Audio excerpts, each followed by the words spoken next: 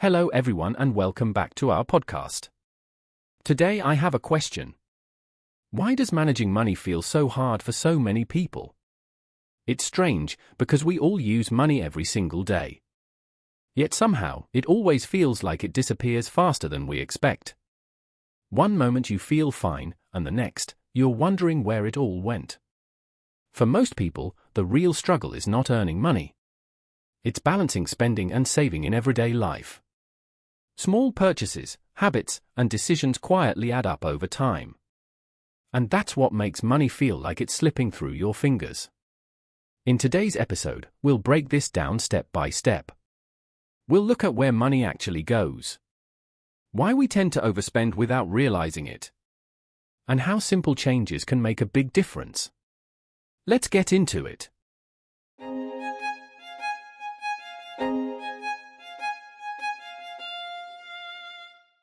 Let's talk about something most people never notice. Money doesn't usually disappear in big dramatic moments. It disappears quietly, in small, repeated habits. Like that morning coffee you grab without thinking. Or the food delivery you order because you're too tired to cook. Or the subscription you forgot you were even paying for. Individually, these things feel harmless. It's just a few dollars here, a few dollars there. So your brain doesn't treat them as real spending. But that's exactly where the problem starts. Because small expenses are the easiest to ignore. And the hardest to track. Now imagine this happening every single day. $5 on coffee. $10 on delivery. A few dollars on apps, games, or subscriptions. It doesn't feel like much in the moment. But money doesn't measure feelings, it adds numbers. And numbers always add up. Let's break it down in a simple way. Even a small daily expense of $10. That's about $300 a month. And that's just one habit. Now combine 2 or 3 of them. Suddenly you're looking at hundreds, even over $1,000 a month. Not from one big purchase, but from dozens of tiny ones. This is why it's called the invisible leak. Because you don't feel it happening. You don't see a big warning. It just quietly drains your money in the background. And the most dangerous part is how normal it feels. You tell yourself it's just coffee. Just delivery. Just one small thing. But just small things are exactly what build financial pressure over time. And here's the twist. Most people don't actually have an income problem. They have a visibility problem. They simply don't see where the money is going. Once you start tracking these small expenses, something changes. You start noticing patterns. You start seeing habits you never paid attention to before. And awareness is the first step to control. Because you cannot fix what you cannot see. Let's talk about something that sounds positive but often becomes dangerous. It is the moment when your income starts to increase. At first, earning more money feels like freedom. You feel like you finally have room to breathe. You feel like life is finally getting easier. But something subtle starts happening at the same time. Your spending slowly starts to rise with your income. This is what people call lifestyle inflation. It means your lifestyle expands every time your income expands. You start upgrading things without really thinking about it. A better phone feels reasonable. A nicer apartment feels justified. More expensive food starts feeling normal. Even small daily choices become slightly more expensive. You do not feel like you are overspending. You feel like you are simply improving your life. And that is what makes this trap so powerful. Because nothing feels wrong in the moment. Everything feels like a reward for your hard work. But the problem is what you are not doing. You are not increasing your savings at the same speed. You are not building financial distance between income and spending. So your financial situation looks the same on paper. Even though your income has increased. That gap between income and savings is where real wealth is created. But lifestyle inflation quietly closes that gap. It convinces you that every raise deserves a lifestyle upgrade. It tells you that you have earned a better version of everything. So you slowly adjust your baseline expectations. What once felt like luxury becomes normal. And what was normal becomes unacceptable. This cycle repeats every time your income grows. More money comes in, and more money goes out. And at the end of the month, nothing really changes. That is why many people feel stuck financially, even when they are earning more than before. The solution is not to avoid enjoying your money. The solution is to control the speed of lifestyle change. You can choose to keep your lifestyle stable for a while. You can decide to upgrade slowly instead of instantly. You can treat raises as an opportunity to save more, not spend more. Even small delays in lifestyle upgrades make a huge difference. Because time is what turns income into real wealth. If you break this cycle early, everything becomes easier later. Now let's talk about something many people avoid completely. That topic is budgeting. Most people think budgeting is stressful and restrictive. They imagine it as counting every single dollar. They imagine it as cutting out everything they enjoy. But budgeting does not have to feel like punishment. In fact, good budgeting should feel simple and flexible. One of the easiest methods is called the 50-30-20 rule. This method divides your income into 3 clear categories. 50% goes to your essential needs. These are things like rent, food, and basic bills. 30% goes to your lifestyle and personal wants. This includes entertainment, dining out, and hobbies. 20% goes directly into savings or investments. This structure gives your money a clear purpose. It also removes the need for constant decision-making, because you already know where each dollar should go. But even simple budgets can fail for many people. The main reason is that they are too strict. When people feel restricted, they eventually give up. They start ignoring their own rules after a short time. Then they return to old spending habits again. This creates frustration and a feeling of failure. But the problem is not budgeting itself. The problem is how rigid the system becomes. Real life is not perfectly predictable every month. Some months have unexpected expenses or changes. That is why flexibility is very important in budgeting. A good budget should guide you, not control you. It should adjust with your real life situation. You can shift percentages slightly when needed. You can allow yourself small adjustments without guilt. The goal is consistency, not perfection. Even imperfect budgeting is better than no budgeting at all. Because awareness alone improves financial decisions. When you track your money with structure, you gain control. You stop guessing where your money went. And you start planning where your money should go. Budgeting becomes less about restriction and more about intentional choices. Now let's talk about saving money in a realistic way. Because most people think saving is only for high earners. That belief is completely wrong in real life. Saving is not about how much you earn. Saving is about how consistently you save. The first important idea is the emergency fund. An emergency fund is money you set aside for unexpected situations. These situations can include medical bills or job problems. They can also include car repairs or sudden expenses. Without an emergency fund, small problems become financial crises. Even a small emergency fund can reduce a lot of stress. It gives you a financial safety net in difficult moments. Most experts recommend starting with a small goal first. Even saving a few $100s is a strong beginning. The goal is not perfection but protection. Once you understand emergency funds, the next step is automation. Automation means saving money without thinking about it. You set a fixed amount to move into savings automatically. This can happen every time you receive income. You do not rely on motivation or memory anymore. You remove the decision-making process completely. Because decisions are where people usually fail. When money stays in your main account, it gets spent. But when it moves automatically, it quietly builds up. This method makes saving almost effortless over time. Even small automatic transfers create strong results long term. Now let's talk about saving with low income. Many people believe they cannot save at all. But saving is not about the size of the amount. It is about building the habit first. Even very small amounts can make a difference. Saving $5 consistently is better than saving nothing. The key is to start at a level you can maintain. You can always increase the amount later. What matters most is consistency over time. Small savings repeated over months become meaningful money.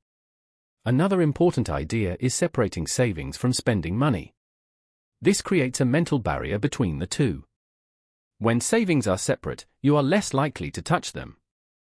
You also begin to treat savings as non-negotiable. That mindset is very powerful in the long term, because it changes how you think about money entirely. You stop saving what is left over, and you start saving first before anything else.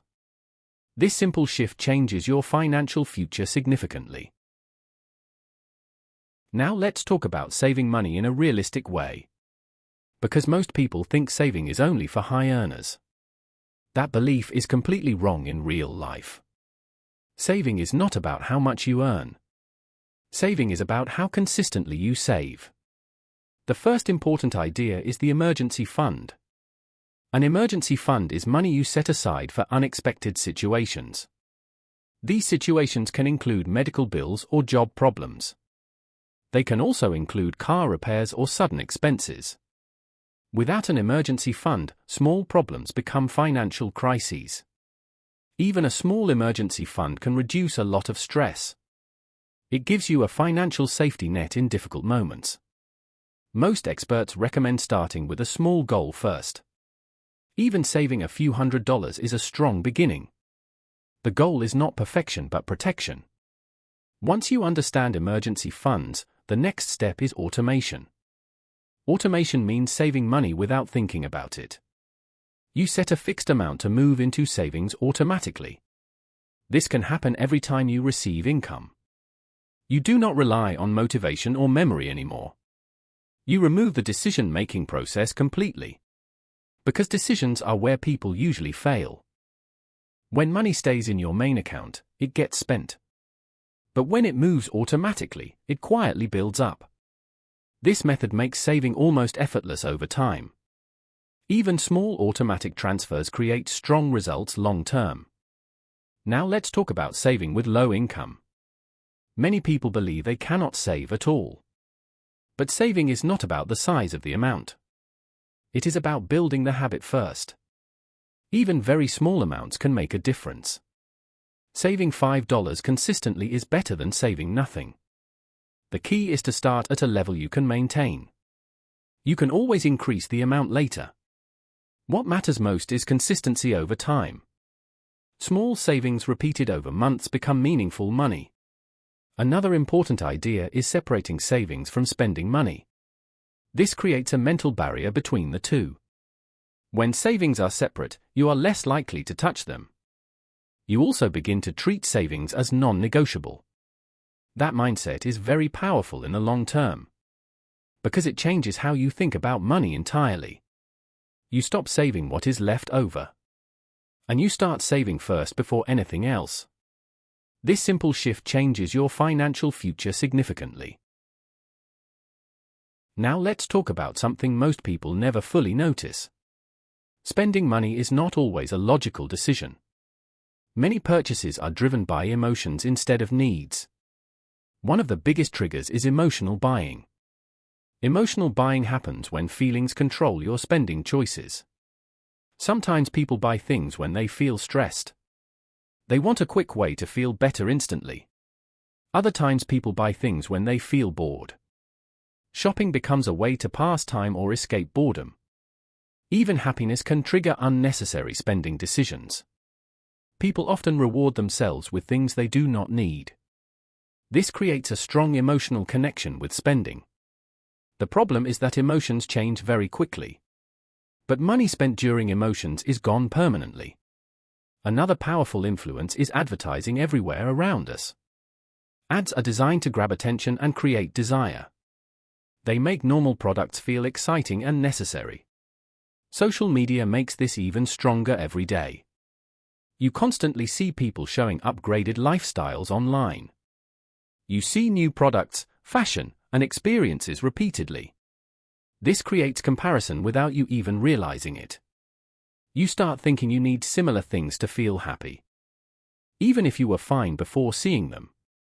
This is called influence through repetition and exposure. The more you see something, the more normal it feels. Eventually, desire starts to feel like necessity. But most of these desires are artificially created. They are not based on real needs in your life. Now let's talk about how to avoid impulsive purchases. The first simple trick is to delay every non-essential purchase. You can wait at least 24 hours before buying. This gives your emotions time to settle down. Most impulsive desires disappear after a short waiting period. Another trick is to create a list of priorities. You write down what you actually need before spending. This helps separate real needs from temporary feelings. You can also remove saved payment methods from apps. This adds friction before making a purchase. Even small friction reduces impulsive behavior significantly. You can also set a monthly spending limit for extras. Once the limit is reached, you stop non-essential spending. Another powerful method is asking yourself simple questions. You can ask if this item will matter next month. You can ask if you would still buy it tomorrow. These questions interrupt emotional decision-making. They bring logic back into the process. Over time, these habits reshape your spending behavior. You become more aware of emotional triggers. You start noticing patterns in your own decisions. And you gain more control over your financial choices.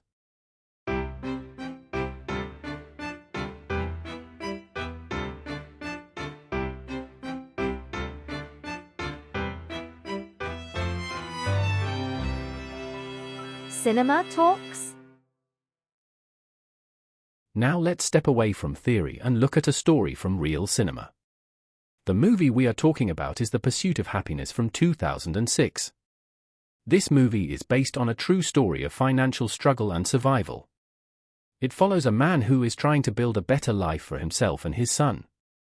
He starts with almost nothing and faces constant financial pressure. Every day becomes a challenge of finding stability and hope. The story shows how difficult life can be without financial security. But it also shows how persistence can slowly change outcomes. One of the strongest themes in the movie is discipline under pressure. The main character refuses to give up even when everything is going wrong. He continues working hard even when results are not immediate. This reflects a very important real-life financial principle. Success often depends more on consistency than on luck. The movie also highlights survival thinking in difficult situations. When money is limited, every decision becomes extremely important. Even small choices can affect the next day of life. This creates a mindset focused on long-term survival rather than comfort. Another important lesson is long-term thinking under stress. The character does not focus only on short-term relief. He focuses on building something stable for the future, even when conditions are extremely difficult and uncertain. This is what separates temporary survival from long-term success. The movie also shows how financial pressure affects emotional state. Stress can make people feel hopeless and overwhelmed. But the story shows that mindset can still change outcomes, even when external conditions are not ideal. One of the strongest messages is that starting point does not define outcome. The character starts with no money and no stability. But he still manages to change his situation over time. This shows that financial growth is a process, not an instant event. It takes time, patience, and repeated effort. Another lesson is the importance of responsibility in difficult times. The character takes full responsibility for his situation. He does not wait for perfect conditions to start improving. He works with what he has available at the moment. This mindset is extremely important in real financial life, because waiting often delays progress unnecessarily. The movie also teaches that rejection is part of the journey. The character faces many failures and setbacks along the way. But he continues moving forward despite constant obstacles. This builds resilience over time and strengthens discipline. Ultimately, the movie shows that mindset matters more than starting money. Financial success is not only about resources at the beginning. It is also about persistence, discipline, and emotional control. These qualities often determine long-term financial outcomes.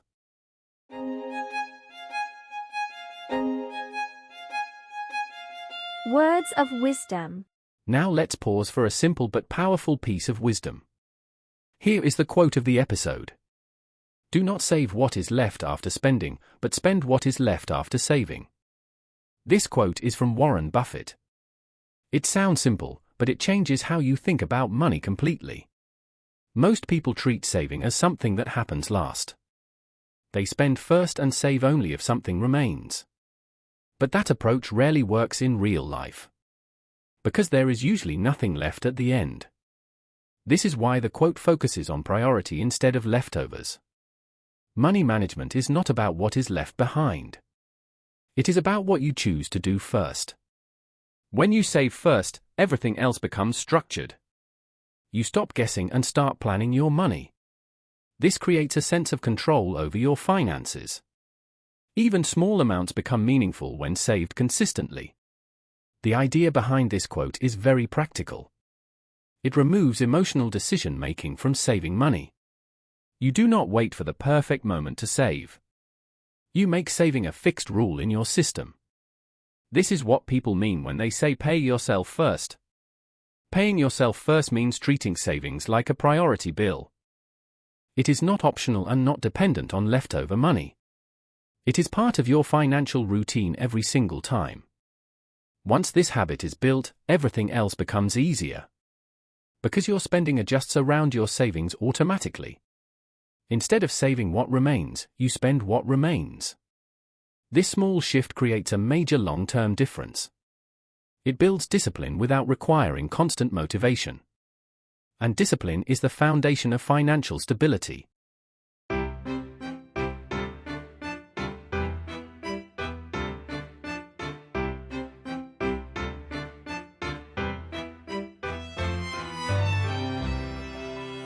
Curious Minds. The Science Corner. Now let's look at spending from a science perspective. Because overspending is not only a financial issue. It is also a brain and behavior issue. At the center of this is a chemical called dopamine. Dopamine is a neurotransmitter in the human brain. It is strongly connected to reward and motivation. When you buy something new, your brain releases dopamine. This creates a feeling of pleasure and satisfaction. Even small purchases can trigger this response. A new item feels exciting for a short moment. Your brain interprets this as a reward experience. This is why shopping can feel emotionally satisfying, even when you do not truly need the item. The problem begins when this reward system repeats often, because the brain starts to expect that reward again. This creates a loop between emotion and spending. You feel a trigger, then you spend money. You feel temporary pleasure, then the feeling fades. After that, you may feel the urge to spend again. This is known as a reward feedback loop. It is the same system involved in habits and addictions. That is why small purchases can become surprisingly powerful. They do not feel dangerous in the moment, but they reinforce the same brain pathway repeatedly. Over time, this can shape your spending behavior. You begin associating spending with emotional relief. Stress can increase this effect even more strongly, because the brain looks for quick comfort during pressure. Buying something becomes an easy escape mechanism. This does not require logical thinking or planning. It only requires an emotional trigger and a quick action. Social media and advertisements can strengthen this loop. They constantly expose you to new products and desires. Each exposure creates another small dopamine expectation. Even scrolling can increase spending impulses indirectly, because your brain stays in a reward-seeking state. This is why awareness is extremely important. Once you understand the mechanism, you gain control. You start recognizing emotional triggers before acting. You pause instead of reacting immediately. This pause interrupts the dopamine spending loop. It gives your rational thinking time to respond. You begin separating emotion from financial decisions. You also start noticing patterns in your behavior, like spending more when stressed or bored, or buying things just to feel a quick boost. Awareness does not remove the dopamine system, but it helps you manage it more effectively. Because you are no longer acting blindly. You are observing your own decision process. And that alone reduces impulsive spending significantly.